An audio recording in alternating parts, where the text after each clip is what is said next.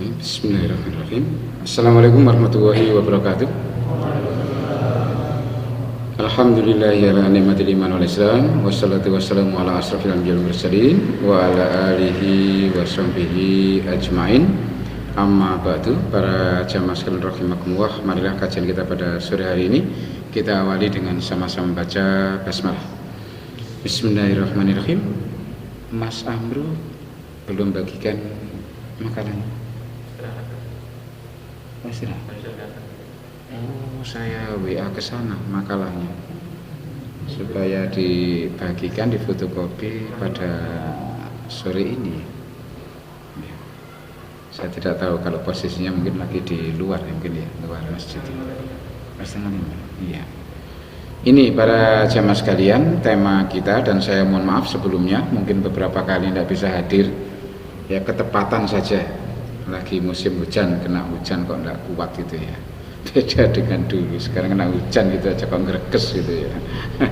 Jadi saya mohon maaf sempat off ya beberapa kali itu ya. Pada malam hari ini para jamaah sekalian, saya ajak untuk memikirkan yang terbaik dalam beragama di sisi Allah ini. Karena di usia-usia kita ini para jamaah sekalian adalah persiapan menghadap Allah, itu harus punya posisi yang the best, terbaik. Jangan sampai seperti di surat Al-An'am, sudah 70 tahun masih tertipu oleh kehidupan dunia, kemudian masalah agama menjadi main-main, tidak serius. Dan itu sudah ditunjukkan Allah di surat Al-An'am ini para jamaah sekalian, untuk senantiasa kita ingat.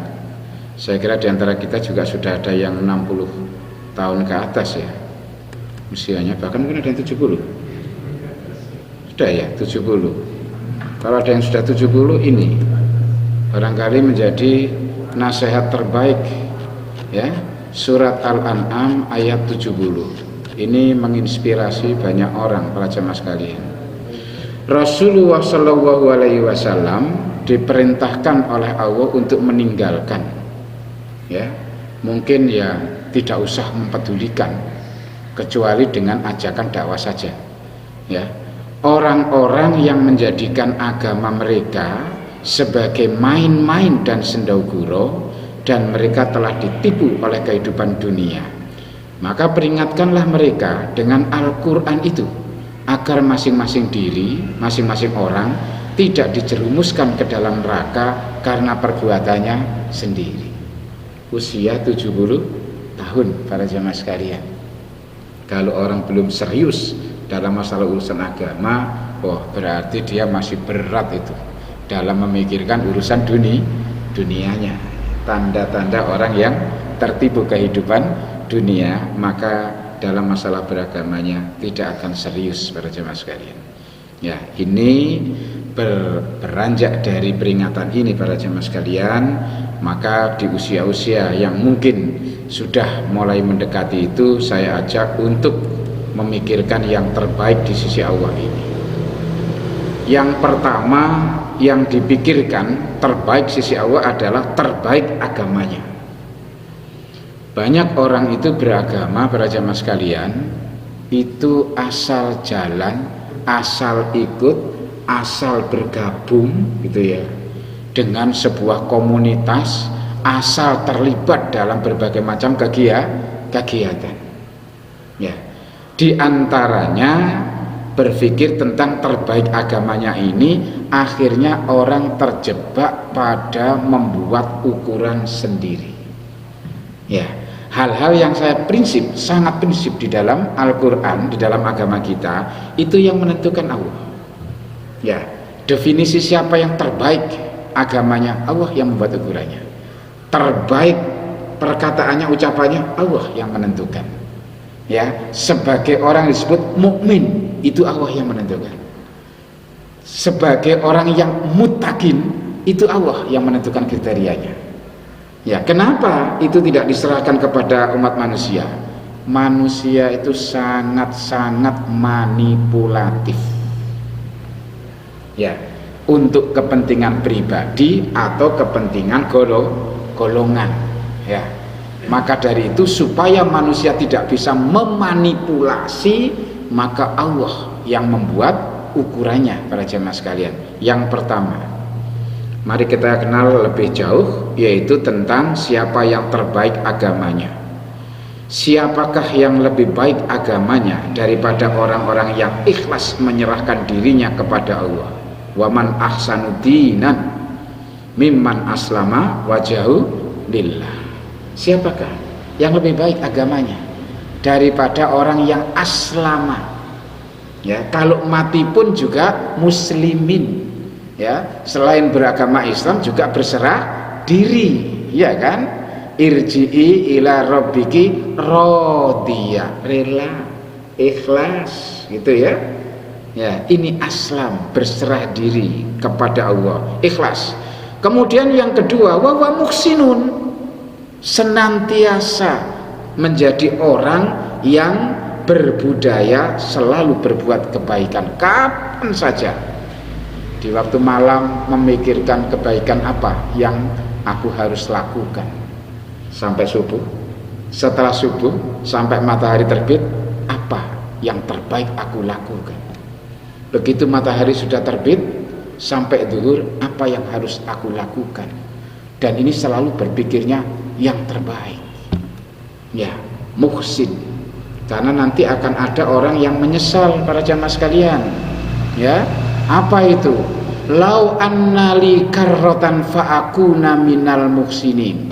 Sudah sampai akhirat itu ingin balik ke dunia. Ini surat Az-Zumar. Andai kata ada jalan menuju ke dunia, akan aku tempuh perjalanan itu ke dunia. Untuk apa? Agar aku bisa masuk golongan muhsinin, para jamaah sekalian, ya. Karena ketika hidup tidak berpikir sebagai muhsinin, ya, berbuat baik itu bisa hablum minallah, bisa hablum minan nas. Mungkin orang selama ini berpikir egois untuk dirinya, untuk keluarganya saja, itu ya para jamaah sekalian, ya, sehingga nggak sempat untuk berbuat apa yang terbaik kepada yang lain. Khairun nasi anfa'uhum linnas, ya, manusia terbaik adalah orang yang banyak berbuat kebaikan kepada orang lain. Tidak terpikirkan agenda ini para jemaah sekalian.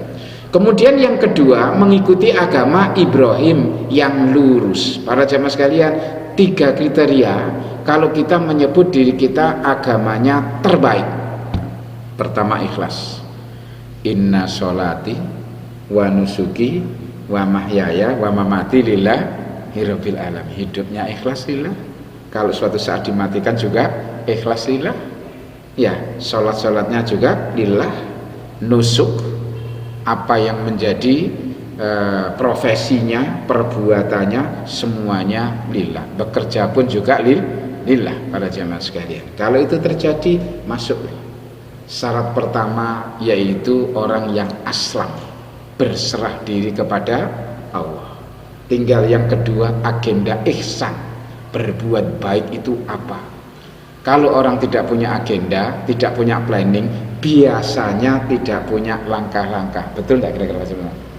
Ya, orang tidak punya planning, tidak punya perencanaan, tidak punya agenda, dia nggak punya langkah. Ya, kalau orang punya perencanaan yang baik, misalnya berbuat baik, setiap dia gajian, ngambil pensiunan, pasti disemprit untuk anak yatim piatu, pasti ada langkah itu. Begitu mengambil gajian, dia melangkah ke tempat anak yatim, memberikan sedikit uangnya yang sedikit itu. Ada langkah karena ada planning, gitu ya para jamaah sekalian. Biasanya juga selain ada planning, ada langkah, ada harapan di sisi Allah. Ingin bersedekah, kenapa? Karena ingin dosa-dosanya dihapus oleh Allah.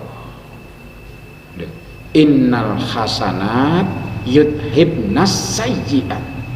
Perbuatan baik itu para jamaah sekalian akan menghapus yang namanya keburukan.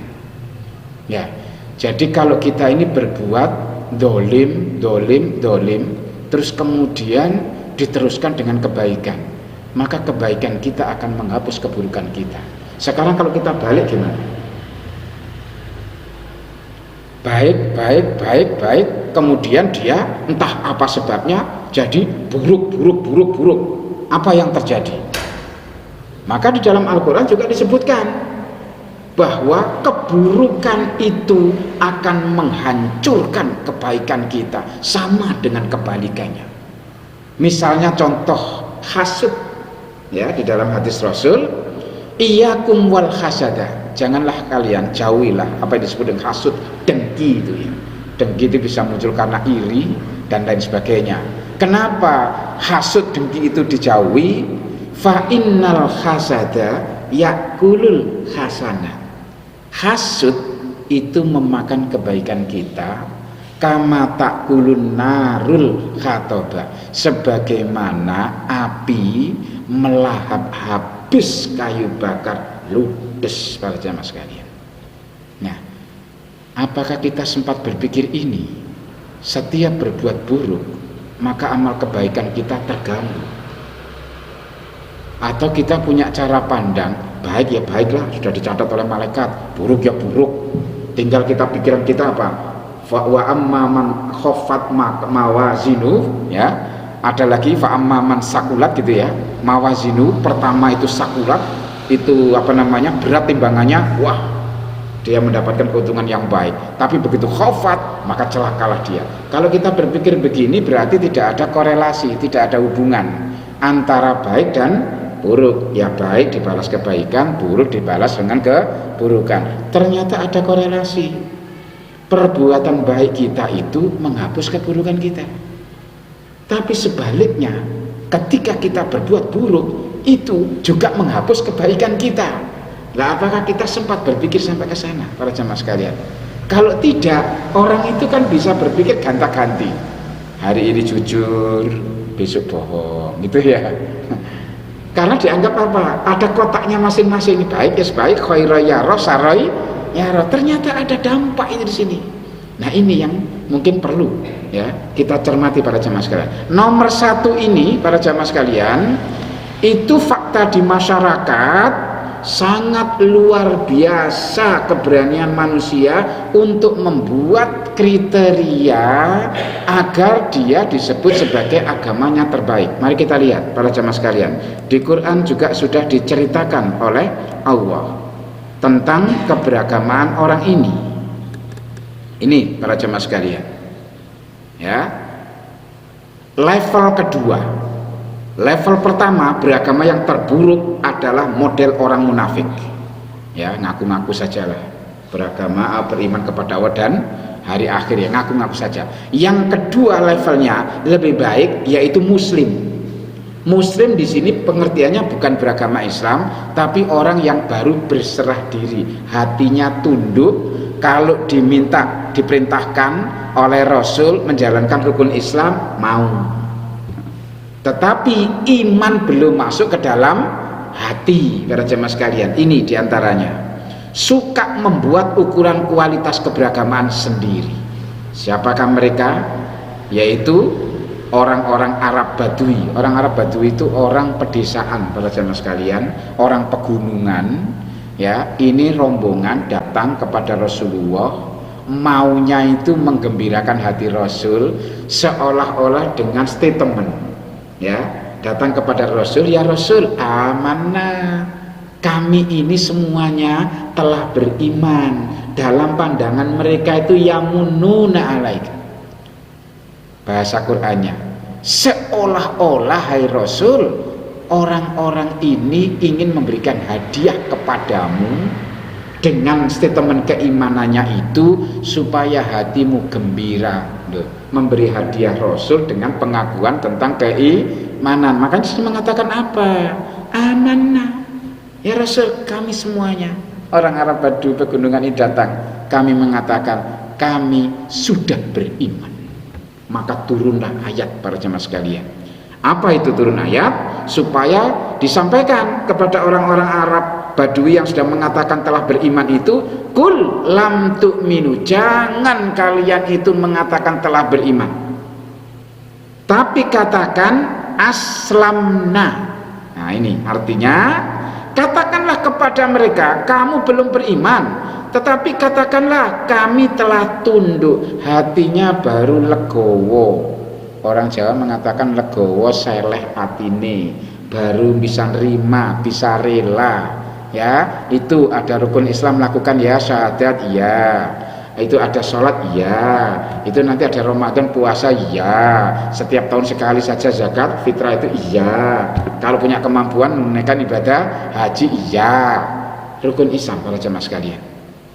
Ya, tentang rukun Islam ini para jamaah sekalian, ada hadis yang cukup menarik di situ. Dikatakan bunyal Islamu ala khamsin. Ya, Islam itu didirikan di atas 5 perkara. Ya, ini tidak usah saya buka ya makalahnya, saya jelaskan saja karena untuk menjelaskan ini. Islam, kalau ini saya umpamakan ini sebagai Islam, dan ini 5 perkara, para jemaah sekalian.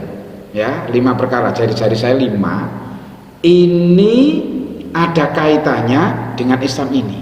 Islam didirikan, dibangun di atas 5 perkara seperti ini. Ini bangunan Islamnya. Ini adalah 5 perkara yang menjadi fondasinya. Tidak mungkin ada bangunan berdiri tanpa fondasi, dan fondasi ini Allah sendiri yang menentukan. Ya, 5 rukun Islam. Ya, maka para jamaah sekalian, ketika orang itu sholat, ya, sholat fardu, pertama kali dia adalah membangun fondasinya. Sholat fardu dilakukan setiap hari seperti kita ini, bukan membangun Islamnya, tapi masih menguatkan fondasinya. Ya, orang zakat pertama kali membangun fondasinya. Zakat setiap tahun, bahkan ada itu zakat mal dilakukan setiap panen, maka itu menguatkan fondasi, belum membangun Islamnya. Syahadat pertama adalah membangun fondasi. Syahadat terus-terusan, maka dia menguatkan fondasi. Ketika Ramadan datang, puasa pertama membangun fondasi. Puasa setiap tahun Ramadan menguatkan fondasi. Haji pertama kali membangun fondasi. Haji 2 kali menguatkan fondasi, belum membangun Islamnya. Islamnya saya ambil ini, dan faktanya di masyarakat orang mengulang-ulang rukun Islam ini, kemudian sudah menganggap dirinya itu the best, terbaik agamanya, padahal dia belum membangun Islam. Nah, terus Islamnya apa, kan gitu ya, kita bertanya. Lah kalau begitu Islamnya apa? Tadi berulang-ulang melakukan itu ternyata hanya menguatkan fondasi. Lah Islamnya mana? Gitu ya. Kalau Islam dikaitkan dengan rukun Islamnya, ya didekat-dekatkan ke situ, ada beberapa perkara, amalan-amalan ibadah, ya, hablum minallah juga ini, itu bisa masuk sebagai membangun keislamannya. Kalau orang itu sholat fardu, ya, maka dia mengulang-ulang itu menguatkan fondasi. Tapi ketika melakukan sholat sunnah seperti tahajud, itu ada sholat duha, ada sholat tasbih, ada sholat awabin, gitu ya, maka itu adalah membangun keislamannya. Ketika orang itu mengeluarkan zakat, berkali-kali menguatkan fondasinya. Tapi ketika orang infak dan sedekah, maka dia membangun Islamnya. Ketika orang itu puasa Ramadan berkali-kali setiap tahun, menguatkan fondasi. Ketika dia puasanya Senin, Kamis, Ayamul Bid, gitu ya, ada puasa Arafah, gitu ya, itu adalah membangun Islamnya. Ketika orang haji sampai 2 kali, menguatkan fondasinya. Setiap tahun dia umroh, itu membangun Islamnya. Ini yang berdekatan dengan rukun Islam. Nah, Islam yang lainnya apa? Sangat banyak aspek-aspek, termasuk hablum minallah maupun hablum minan nas. Orang jihad adalah membangun Islamnya. Amar ma'ruf nahi mungkar itu membangun Islamnya. Silaturahim itu membangun Islamnya. Membaca Quran adalah membangun Islamnya. Infak, sedekah, dan menolong orang, mengentas anak-anak yatim, memuliakan, itu memberi makan orang-orang miskin adalah membangun Islamnya. Kita punya sikap sabar, ikhlas, penuh ketaatan, tawakal kepada Allah, membangun Islamnya. Loh, para jemaah sekalian. Kemudian ada masalah di masyarakat itu, para jemaah sekalian. Kenapa orang itu beragama Islam tidak bangga dengan Islam? Ya, para jemaah sekalian. Berislam, KTP Muslim, KK Muslim, yang lain dan mungkin paspor juga Muslim. Mengapa tidak bisa bangga dengan Islam? Meskipun itu hanya sebuah nama Islam, gak bangga dia. Ya, ada apa ini, para jemaah sekalian? Maka saya buat ilustrasi yang kedua. Kalau saya membuat bangunan sebuah istana, para jemaah sekalian, ya, fondasinya sudah dibangun semuanya, mutar kemana-mana, selesai, fondasi selesai. Saya tidak meneruskan membangun pilarnya, tidak meneruskan membangun dindingnya, tidak juga membangun atapnya. Sehingga kalau saya tinggal di rumah ini, ya, di rumah ini dengan keluarga yang hanya fondasinya, tanpa dinding, tanpa tiang, tanpa atap, kalau hujan kehujanan, kalau panas kepanasan, kalau ada angin ribut badai saya juga kena, kalau ada maling penjahat saya juga nggak aman, kalau ada binatang buas saya juga tidak aman. Ya, para jemaah sekalian, mana mungkin orang yang bangun rumah hanya fondasinya itu kemudian mengatakan, oh, aku senang dengan istanaku, bagus, aku aman tinggal di dalamnya, aku nyaman, dingin di sana. Gak bisa dipercaya, para jemaah sekalian. Kenapa? Karena bangunan yang dibangga-banggakan itu baru selesai apanya? Fondasinya. Begitu pula dengan Islam, bangunan Islam ini yang dikatakan rahmatan lil alamin. Ya, bagaimana orang bisa merasakan rahmat Islam kalau dia selama ini gak pernah bangun bangunan keislamannya? Yang dia lakukan hanya apa? Sibuk memperkuat yang namanya fondasi. Itu pun kalau benar membangunnya. Kalau tidak, maka kata Rasulullah apa? Rubba shaimin laisa lahu min siyami ilal ju' wal atos. Banyak orang yang puasa Ramadan tidak dapat apa-apa kecuali lapar dan haus. Berarti kan gagal memperkuat fondasi. Para jemaah sekalian, ada yang sholat 60 tahun tidak satu pun sholatnya diterima oleh Allah. Gagal lagi memperkuat fondasinya. Yang betul saja dia masih berkutat-kutat jalan di tempat di fondasinya. Maka dari itu dia tidak merasakan betapa teduhnya, betapa indahnya, nyamannya, menjanjikannya Islam sebagai rahmatan lil alamin. Misalnya, ini ada ibu-ibu ya, ada ibu-ibu itu kalau punya anak remaja perempuan itu bangga nggak dengan menutup aurat? Misalnya tutupnya jilbab lah, di Indonesia kayak gitulah, berjilbab itu anak-anak merasa bangga gak dengan jilbabnya?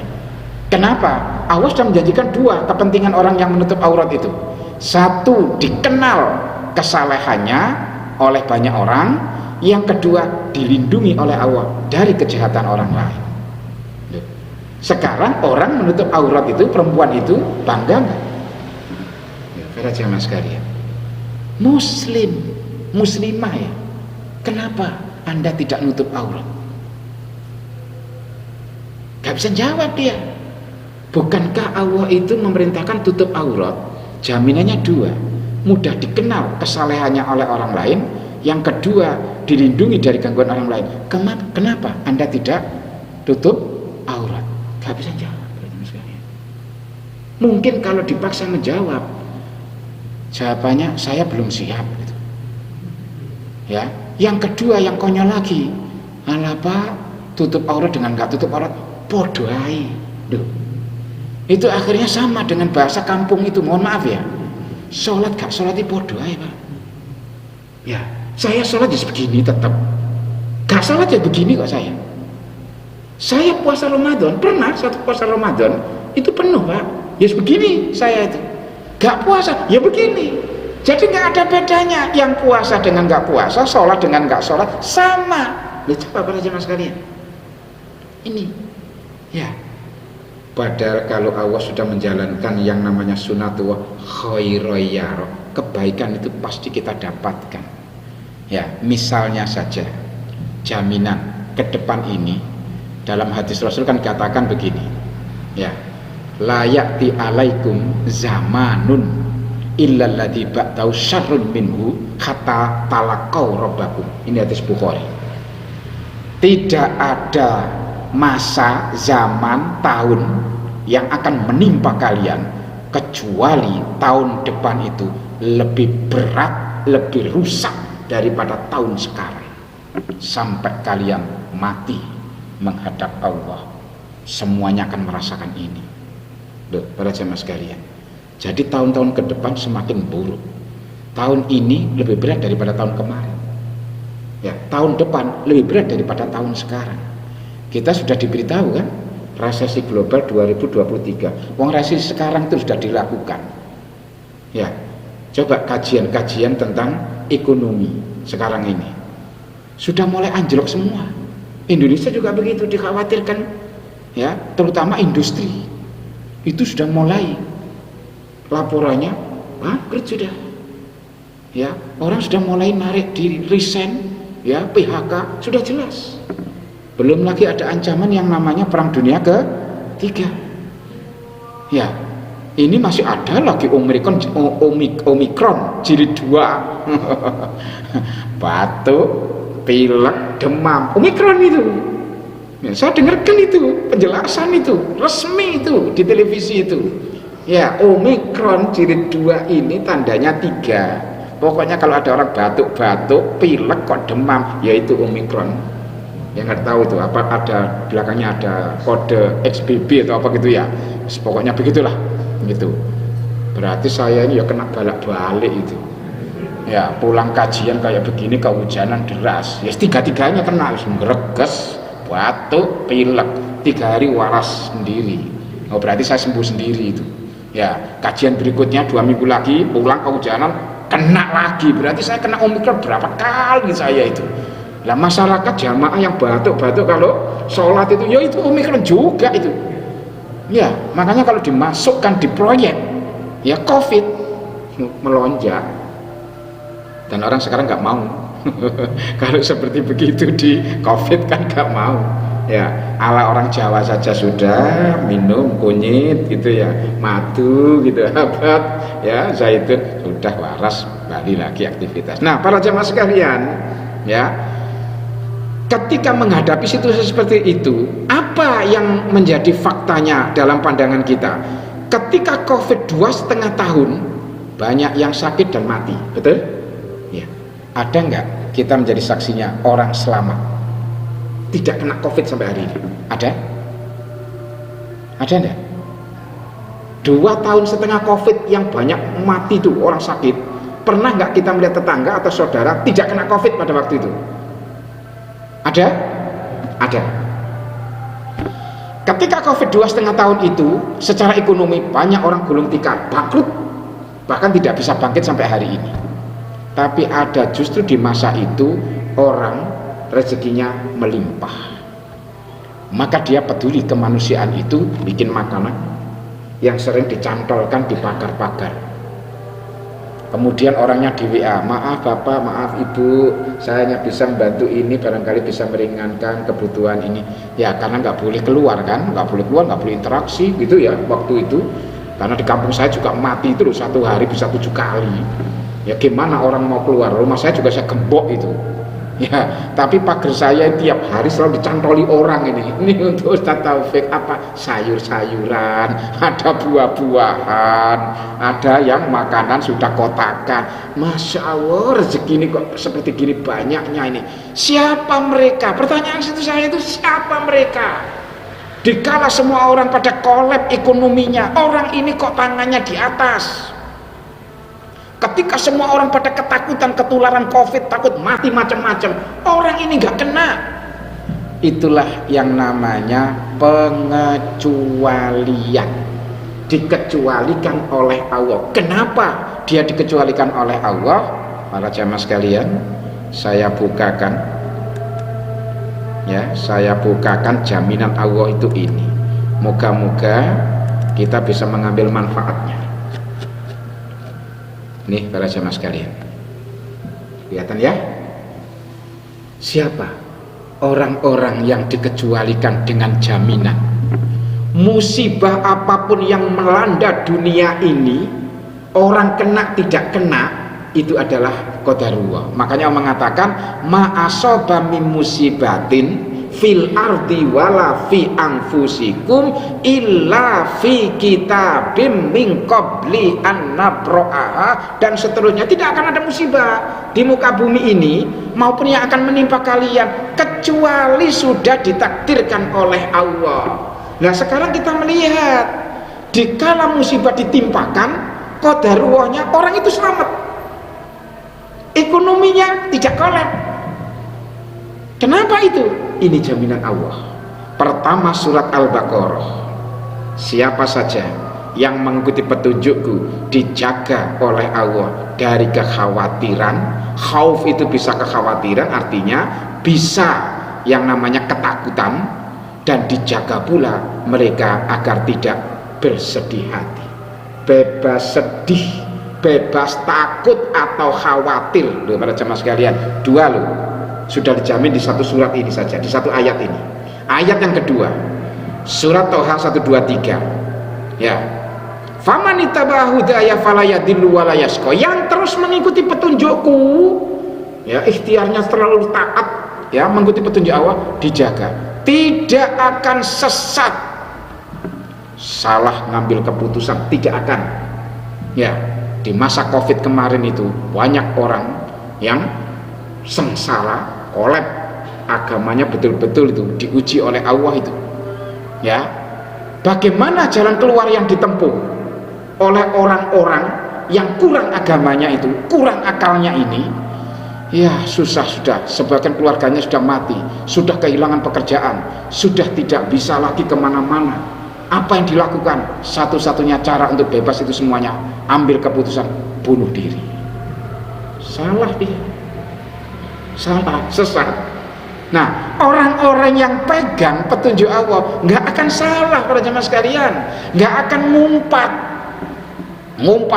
ini gara-gara COVID. COVID itu bala, musibah, sama dengan taun para jemaah sekalian.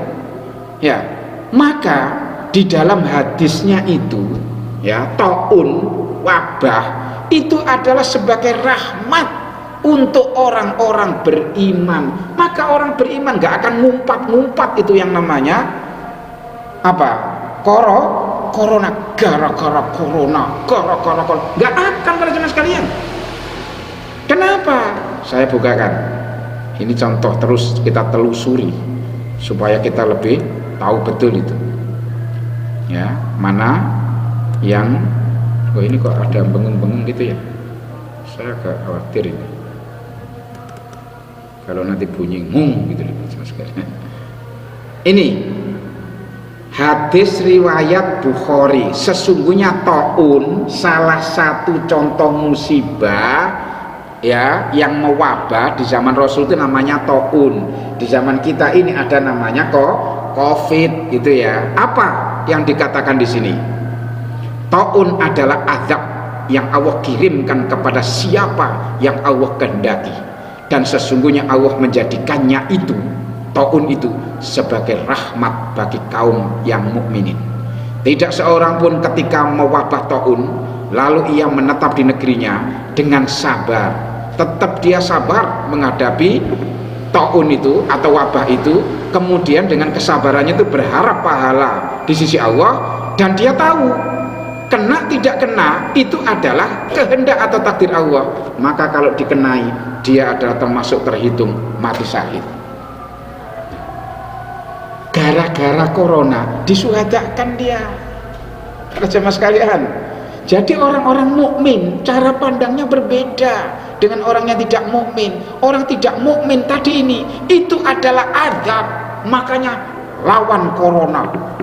Macam-macam istilah gitu ya. Orang mukmin tidak lawan corona, ya, karena ini tahu pagelaran Allah ibaratnya main wayang sedang digelar lakon, kan gitu ya. Para jamaah sekalian, untuk menyeleksi siapa sih di antara jamaah sekian ini yang pantas jadi syuhada. Diambil salah 1, 2, 3. Siapa sih di antara mereka itu yang ditimpakan, ya, tetapi tidak mematikan.